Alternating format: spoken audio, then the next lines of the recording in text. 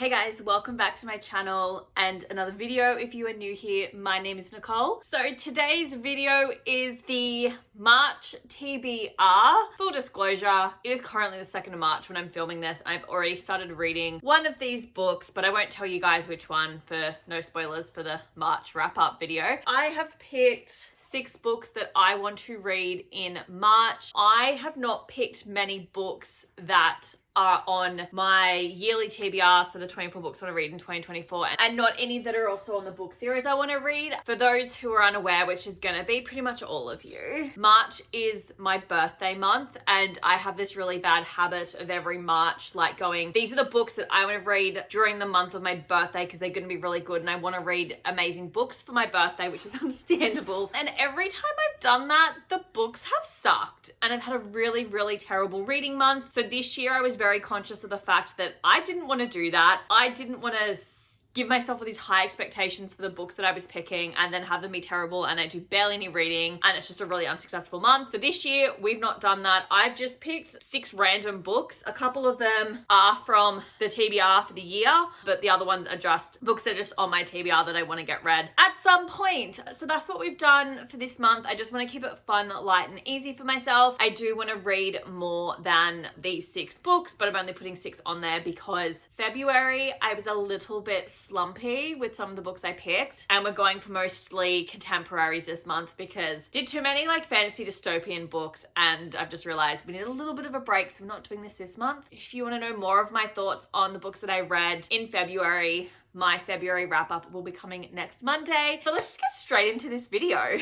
So the first book that I have decided to pick up in March is When Grumpy Met Sunshine by Charlotte Steen or Stein. This is a new book to my collection. I picked it up in February and I did not manage to read it. And something I'm trying to do this year is any books that I buy, I want to read them this year. I don't want to leave them sitting on my TBR cart. So I have read every other book that I've purchased this year except for this one, so my priority is to get it read. It also sounds really cool and fun, so that's also why I picked it. So this book does focus on Mabel Williker and also an ex-footballer, Alfie Harding. So Alfie, for reasons I don't really know at this stage, has agreed to sell his memoir to a publishing house. However, he's not very articulate and as such he needs a ghostwriter to actually write his memoirs for him. In comes Mabel, who is going to be the ghostwriter. However, as you can tell from the title, Alfie is very, very grumpy and Mabel is literally a human cupcake. They're going to write the memoirs, they're going to work together. I'm interested to see it. Sometimes the grumpy sunshine trope is really cute and fun, but we will see how it goes, what I think of it. But I just thought it was going to be a really fun, cute contemporary. I also, as I've said multiple times on my channel before, I really, really, really just gel with books that are set in the publishing world, whether that be about writers, editors, the publishers, the illustrators, etc. Books that are about characters who work in the book world in some shape or form, I adore, so I had to pick it up and that's why I have. And then the second book I've chosen is actually a direct contradiction of everything I said at the start of this video, but it is Prince of Song and Sea by Lindsay Miller.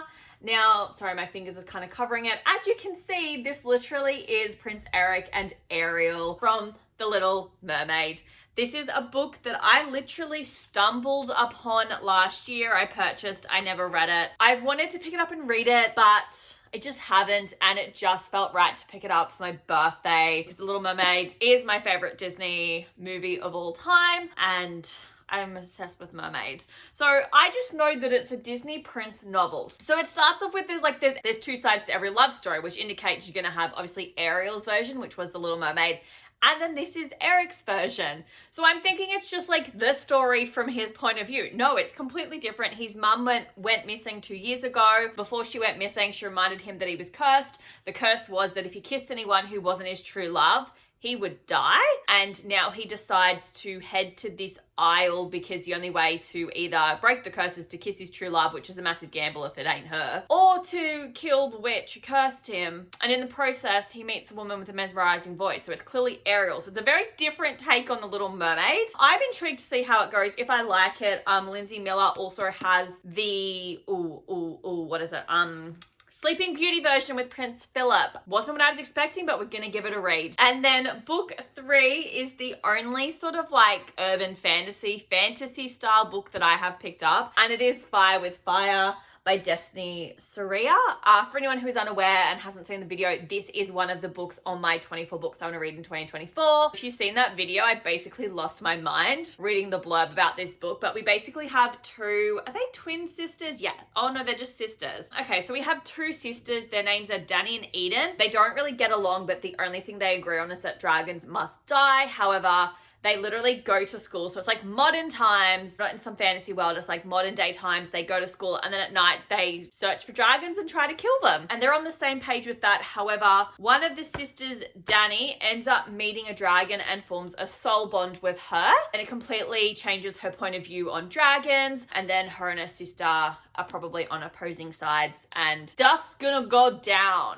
And I'm excited for it. And what's also interesting to me is that every book where there's been a soul bond with a dragon, either if the dragon dies, the human dies, or if the human dies, the dragon dies, etc., one way or the other. So I'm intrigued to see like the world of the dragons in this, because I love a good dragon story. It looks like we've also got like a sorcerer going on as well, and there's an impending war. So I think it's going to be really, really interesting. I've looked it up. It doesn't look like there's a sequel, so it is a standalone, which is perfect. I'm excited to give this one a read because when I read the blurb, I was just blown away, and I have been thinking about it ever since, and I think it's just about time I picked it up. And then book number 4 is Time of Our Lives by Emily Wibberley and Austin Siegemund-broka. So this is also another book that is on my 24 books I want to read in 2024.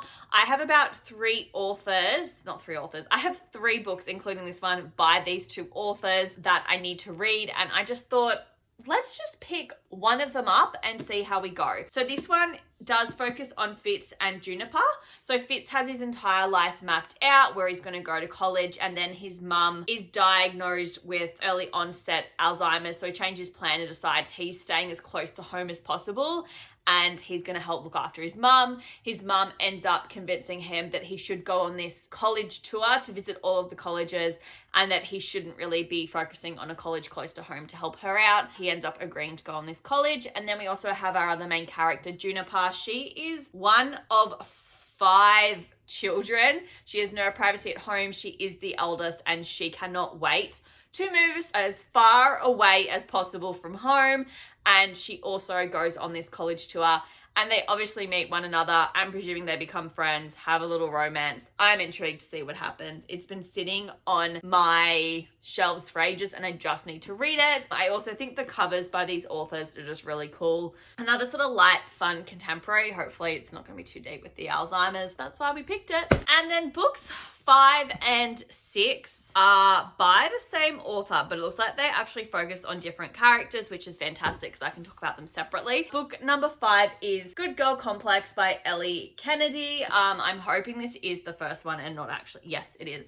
The second one doesn't appear on the back. So I have had these books on my shelves for a year or 2.